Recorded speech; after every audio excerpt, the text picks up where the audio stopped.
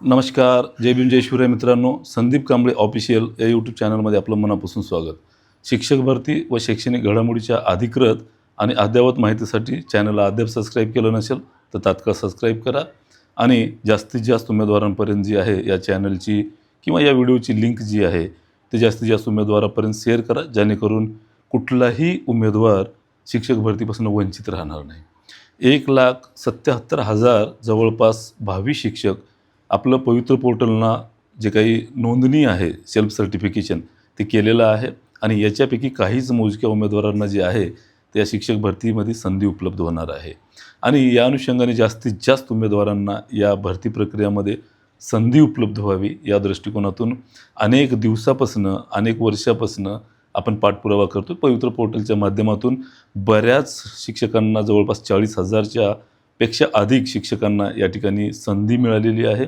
गेल्या 10 वर्षापासून या ठिकाणी आपण पाठपुरावा करत असल्याचं बरेच जे काही या प्रयत्नांना यश आलेलं आहे. अगदी त्या पद्धतीनं पाठपुरावा करत असताना काल आदिवासी विकास या विभागाच्या ज्या काही शाळा आहेत त्या शाळेचा शासन निर्णय जो काही आहे तो पवित्र पोर्टलच्या माध्यमातून भरण्यात यावा या अनुषंगानेचा तो निघालेला आहे. पूर्वी 2017ला आम्ही जेव्हा प्रचंड पाठपुरावा केला होता तेव्हासुद्धा 2017च्या पहिल्या भरतीमध्ये या ठिकाणी आदिवासी विभागांच्या ज्या काही शाळेच्या संदर्भामध्ये भरती प्रक्रिया आहे ती करण्यात आलेली होती. मध्यंतरीच्या काळामध्ये काही अडचणी आल्या आणि त्यानंतर आदिवासी विभागांच्या जे काही भरती प्रक्रिया आहे त्या विभागाकडे सोपवण्यात आल्या त्या जबाबदाऱ्या. मात्र यानंतर पाठपुरावा केल्याच्या नंतर त्या अनुषंगाने नागपूरमध्ये अपर आयुक्त यांच्याकडे आमचे सहकारी अनिल बोरकर सर जेव्हा पाठपुरावा केले तेव्हा तिथल्या अधिकारी वर्गांनी वरिष्ठ अधिकाऱ्यांनी अपर आयुक्तांनी त्या ठिकाणी सांगितलेलं होतं की लवकरच जे आहे ते लॉग इनचे पासवर्ड जे आहे ते आम्हाला उपलब्ध होणार आहेत आणि त्या अनुषंगाने जो GR आहे तो लवकरच निर्गमित होणार आहे आणि या पवित्र पोर्टलला जाहिराती ज्या आहेत त्या येण्याच्या सूचनाही आहेत त्या निर्गमित होणार आहेत. अशा पद्धतीचं त्या ठिकाणी सांगण्यात आलेलं होतं आणि अगदी त्या पद्धतीनंच या ठिकाणी जे आहे तो काल 9 जून या दिवशी पवित्र पोर्टलचा GR निर्गमित झाला. या अनुषंगाने सविस्तर अशी आपण व्रत बघितलं आहे, काल लाईव्हच्या माध्यमातून माहिती बघितली.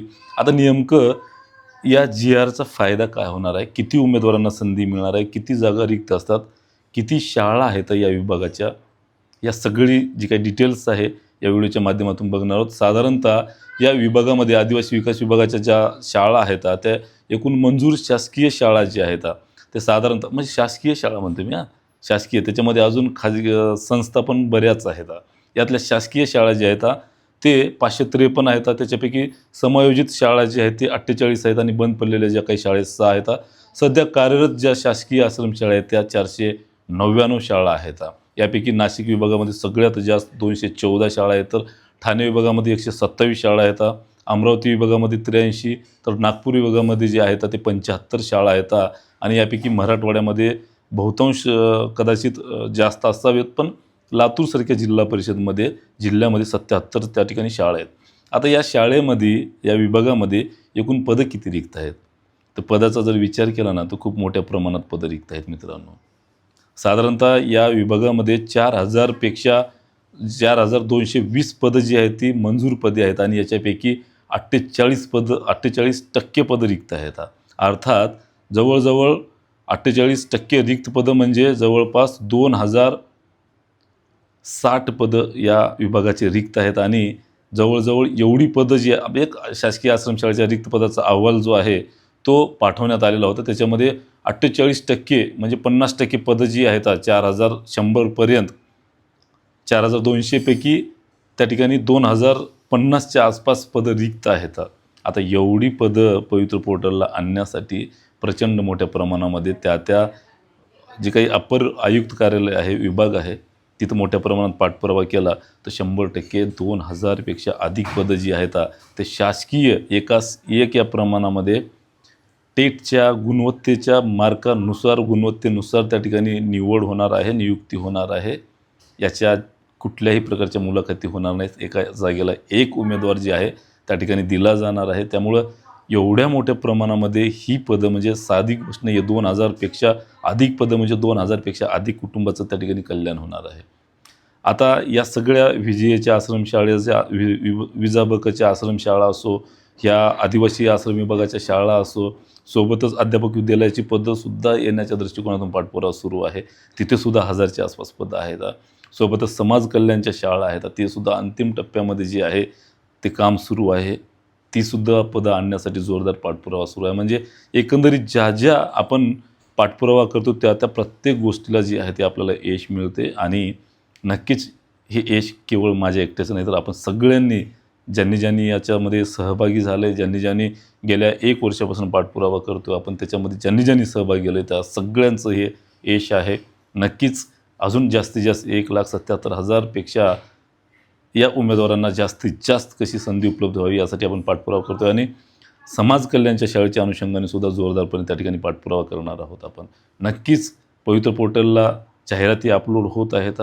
मोठ्या प्रमाणामध्ये जे आहे ते अपलोड होत असताना काही तांत्रिक बाबी त्या ठिकाणी जिल्हा परिषदच्या CEO आणि EOंना तोंड द्यावं लागते. मग समायोजनाचा प्रोसेस असो, प्रमोशनची प्रोसेस असो, KPच्या शिक्षकांच्या नियुक्तींची समस्या असो, विस्तार अधिकाऱ्यांच्या प्रमोशन्सची असो, मुख्याध्यापकांच्या प्रमोशनची असो, त्याच्यापैकी रिक्त पदाची जी काही 31 मेपर्यंतची पदं आहेत पवित्र पोर्टलला अपलोड करण्याच्या अनुषंगाने सूचना आहेत. पैकी बहुतांश जिल्हा परिषदमध्ये 30 जूनपर्यंत बहुतांश मोठ्या प्रमाणामध्ये शिक्षक सेवानिवृत्त होत असल्या कारणाने ते पण पदं अपलोड करण्याची संधी उपलब्ध करून द्यावी अशा पद्धतीचे शिक्षण आयुक्तांना CEO आणि EO यांची निवेदनं त्या ठिकाणी होत आहेत. VCमध्ये चर्चा होत आहे, मागणी होत आहे.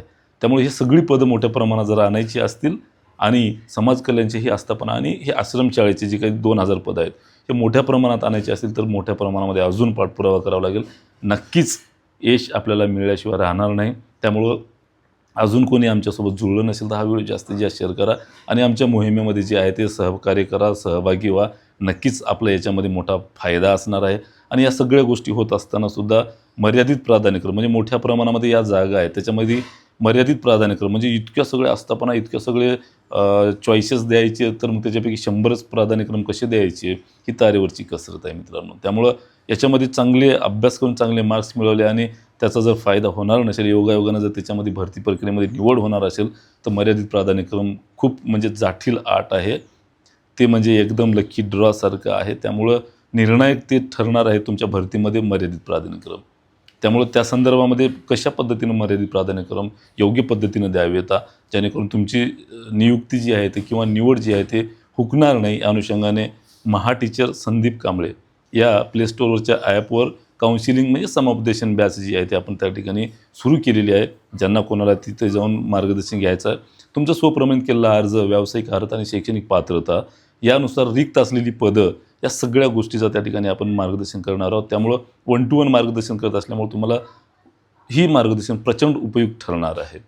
नक्कीच तुमच्या यशापर्यंत हे मार्गदर्शन घेऊन जाणार आहे.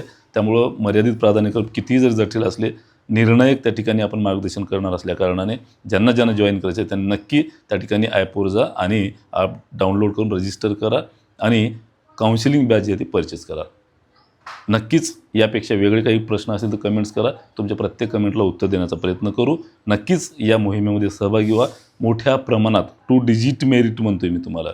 यापूर्वीसुद्धा सांगितलं, बऱ्याच लोकांनी खिल्ली उडवली.